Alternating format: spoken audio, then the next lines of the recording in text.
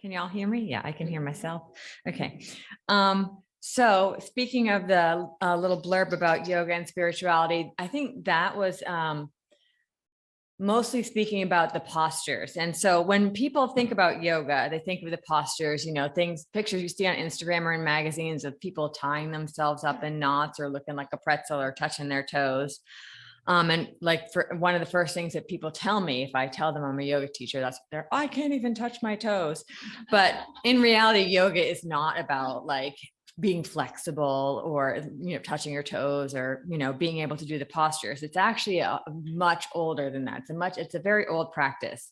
And what you see right now is like the westernized version of that practice. That's what you see on Instagram for sure.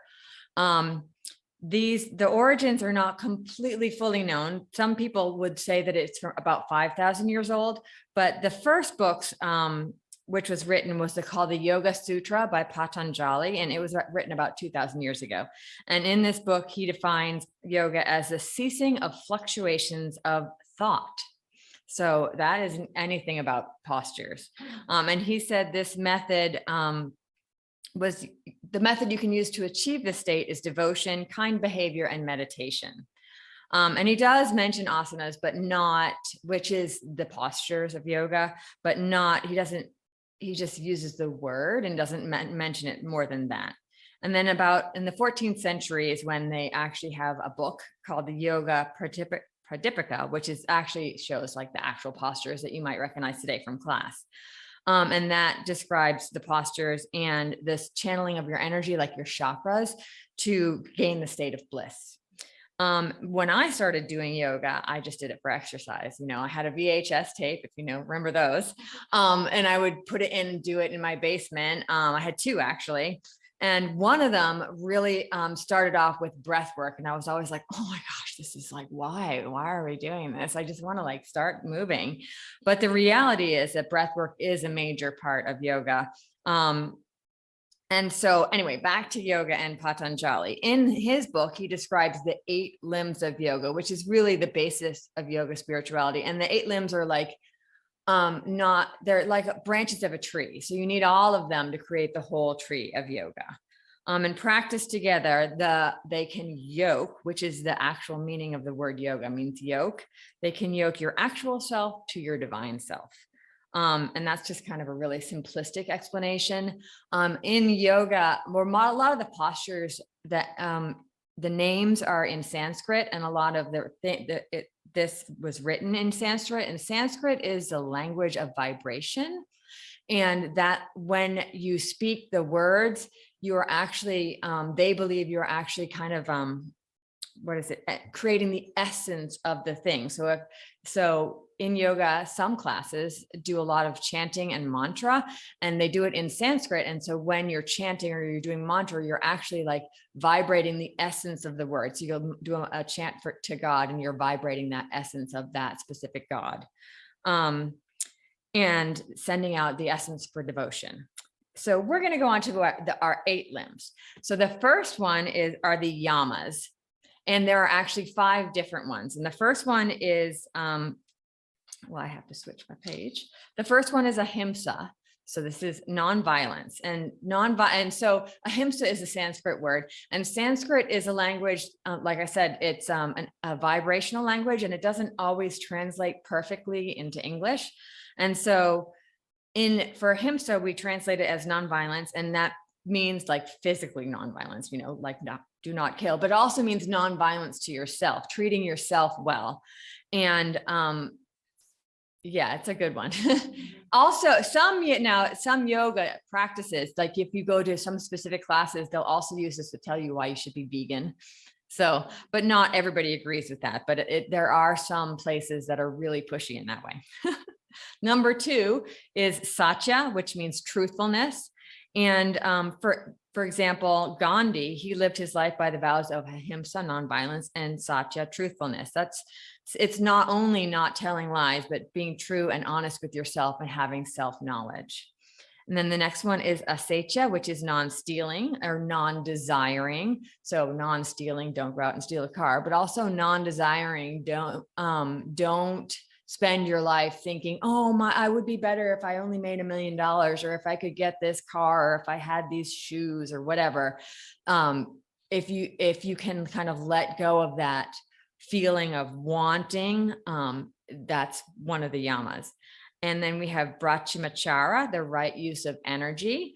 Some people will tell you that that means celibacy or chastity, but its actual translation means that behavior which leads us to Brahman, or the creator, or the divine.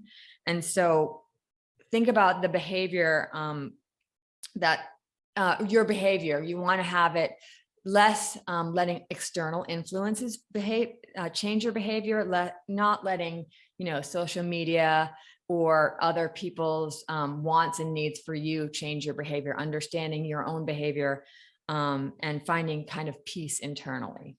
And then the last yama is apyagara, or non-greed, which is a lot to me like non-stealing or non-desiring, but it's non-greed, non-attachment. So one of my teachers described Hinduism and yoga as kind of being sisters, because they started around the same time. And in Hinduism, in the Bhagavad Gita, Krishna says, let your concern be with action alone and never with the fruits of action. Do not let the results of your action be your motive, and do not be attached to inaction. And that's kind of like an explanation of this apyagara, non-greed, non-attachment.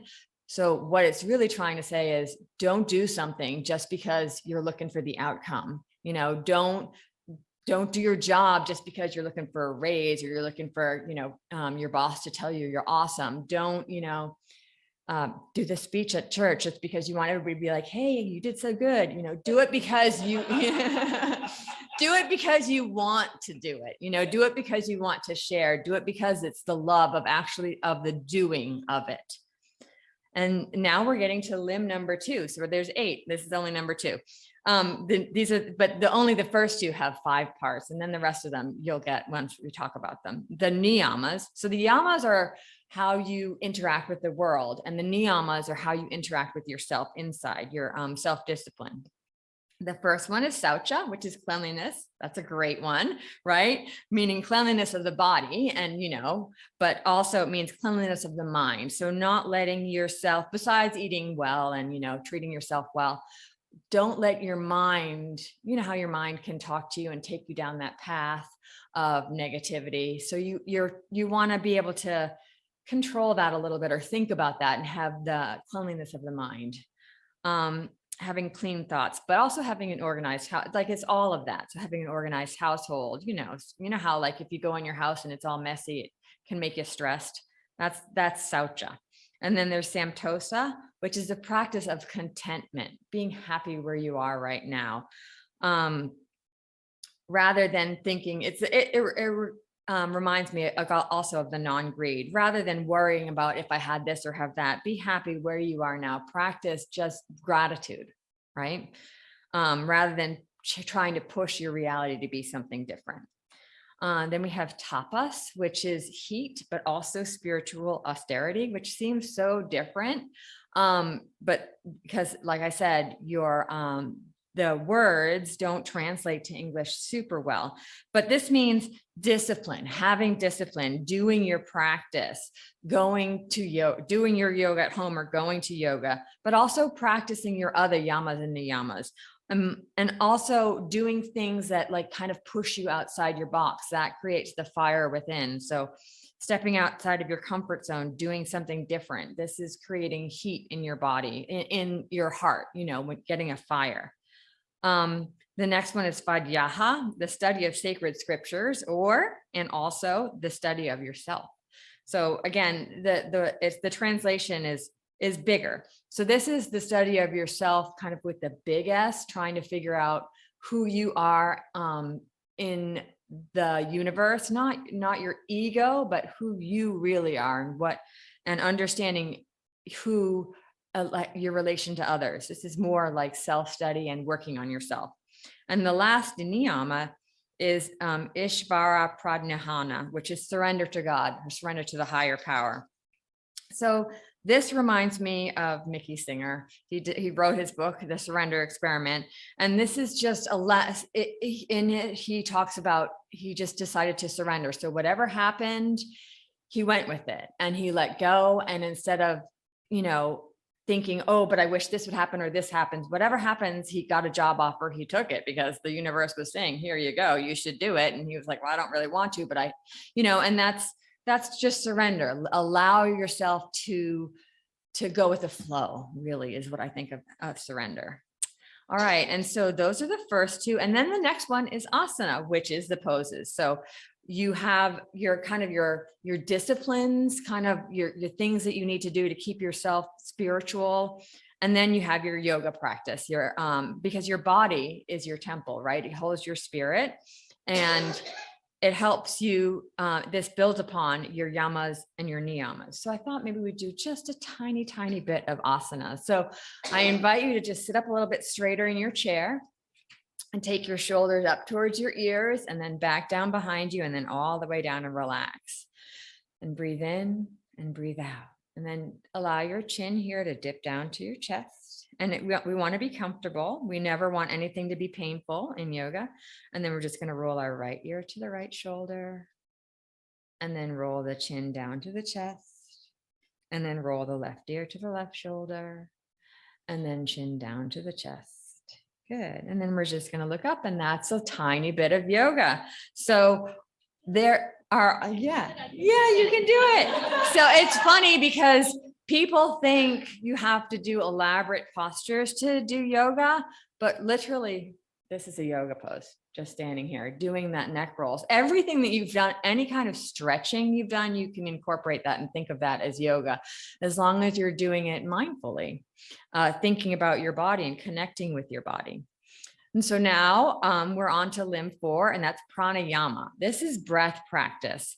It's called, the literal translation is called life force extension. Prana in Sanskrit means your life force. And so the practice of breath techniques can really, it's a huge part of yoga. So when I was taking those VHS tapes and I was like, breath, you know, and let's skip this part, I was really skipping a large part of yoga and learning to control. It's not really learning to control your breathing. It's learning to pay attention to your breathing and actually practicing different breathing can actually really help you regulate your body. So they've actually done lots of studies where, you know, we have that stress in our bodies. And anytime you learn about stress, they always talk about, okay, you know, we have the stress response because back when we were cavemen, we really needed to be, if like a saber-toothed tiger was running after us, we need to be able to have that stress response and run away. But obviously we don't have that kind of danger now. But what we do have is traffic, spouses, children, work, all those things that come up and, like, you know, cause low level stress, but chronic stress. And so there've been actually many studies that if you do some breath work and yoga, which is part of yoga, I should say, that actually it helps you regulate your body. It tells your body that you are now in a safe place, and it brings out the other hormones that let you release the stress hormones. So guess what? We get to do some breathing, and we're just going to do our yogic breathing, which is it is the one that I would watch on my VHS tape, but there's also in yoga, there's a whole bunch of different kinds of breath. There's tons of breath work. In fact, there's a lot breath work that Navy SEALs use to help regulate their breathing before they go out on a mission. We're just going to do Ujjayi breathing, which is kind of creating the sound of the ocean. So in yoga, we try to breathe through our nose, but if you need to breathe through your mouth, you can. I like to do it with my eyes closed. So we're going to close our eyes and we're going to pay attention, just without doing anything, to what it feels like when we breathe. So breathing in, breathing out. And then to create the Ujjayi breath, we make a sound. We want to have a slight constriction in our throat. Think of trying to sound a little bit like Darth Vader. Perfect. I hear some beautiful, or sound like the ocean waves. And then we're going to take that breath and imagine when you draw it in the body that it's like you can feel it flowing all the way down. Bring it all the way down towards your belly and towards your feet even. Inhaling. And then when you exhale, you let it flow out nice and slowly. Good. Inhale. Bring it all the way down towards the feet and then flow into that exhale. So the inhale and the exhale are like those ocean waves. One flows into the other and into the other. Keep going with the breath.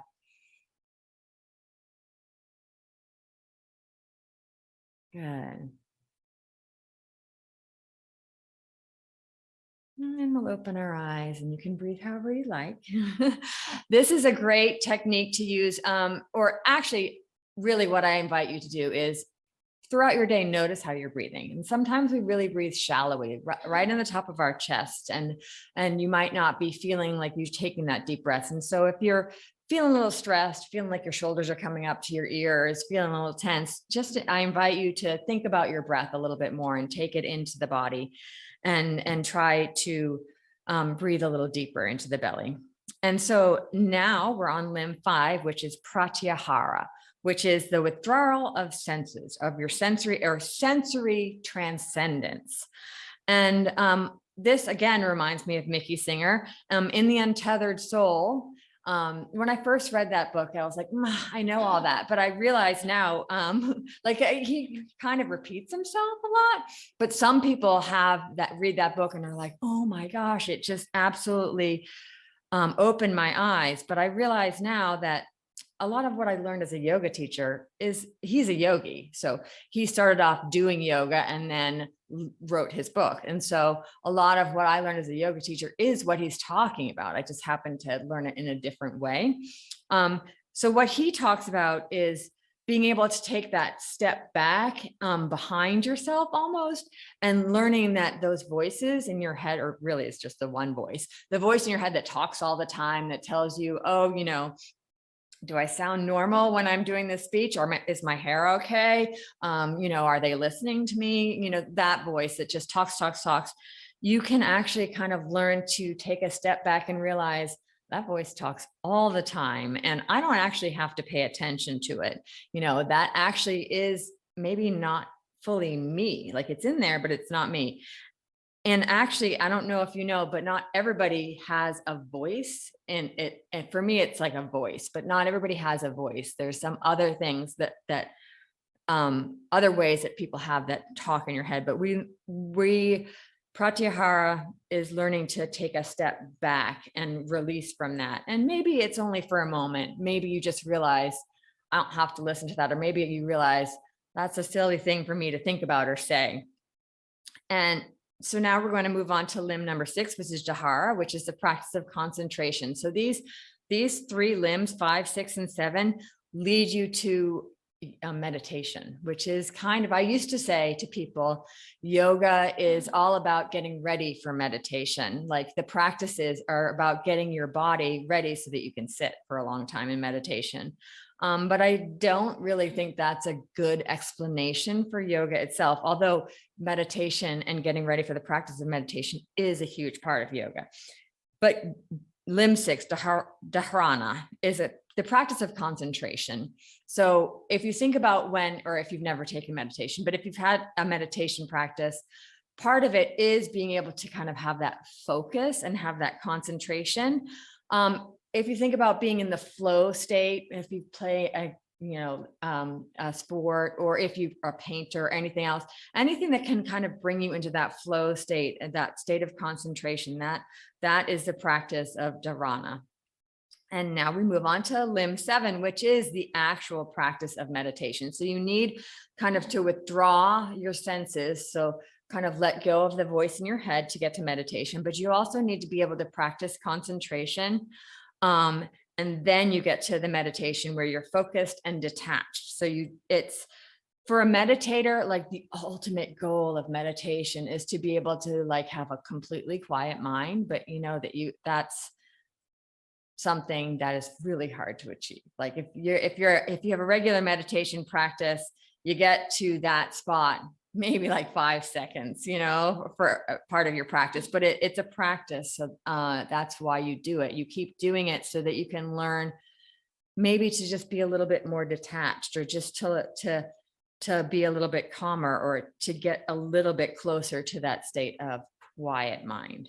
And so we're going to practice a tiny bit of meditation. So again, I'm going to ask you to close your eyes, and we're just going to do any kind of breathing that you want, but we're going to focus. We're going to focus on the in and the exhale. So you don't have to change your breathing. I just want you to maybe count your inhale, 1, and then let your exhale go, and then count your inhale, 1. So we're not doing any real counting. It's a way to focus. And then you're going to notice the talk in your head, and then you're going to detach from it. Just let it go. Let the thought go. Imagine it's coming in one ear, and then it's going to go out the other.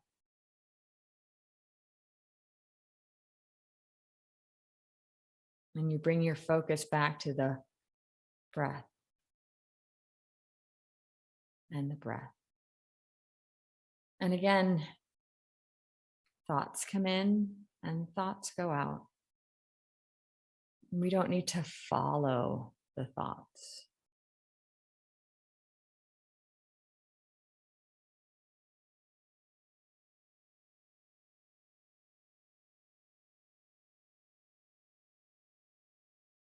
Okay, and when you're ready, you'll just open your eyes and slowly come out of it. And so now we have made it to limb number 8, which is the ultimate goal of yoga, which is achieving the state of bliss. And isn't that where we all want to be, right? To achieve that state of bliss, of ecstasy, where you are one with the divine, and you realize your interconnectedness with all living beings, which I think we talked about last week here, how we all are interconnected. There is not a duality, but you and everybody else. And I feel like that yoga, the actual practice, as in what we do as Westerners, the postures, at the end of class, most classes have you do a final relaxation. And I feel like that is where I personally have achieved a little bit of samadhi, because if you're doing exercise and you allow your mind to focus, and it doesn't have to be hard exercise, it can just be some exercise that makes you focus and concentrate. And then you get to a place where you are allowed to be completely relaxed. And that's where your body kind of knows it's safe and quiet. And that's where we can get to a little bit of a feeling of bliss.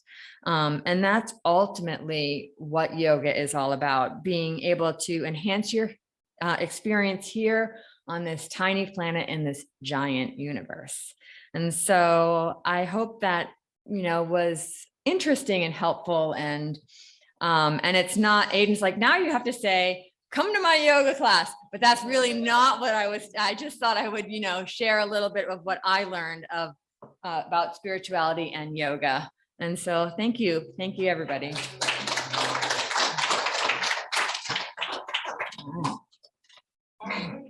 Is there like a book that you would recommend that talks about the 8 branches? The 8 limbs? I actually pulled several of my books out to look for the 8 limbs, and none of them had it in there. Isn't that weird? But if you want, the Yoga Journal has a great little list online. You can just Google 8 limbs of yoga, because I did have several books. And they talked about the practice and about meditation, but none of them actually went in. And I thought that was very interesting. So that was great. Thank you.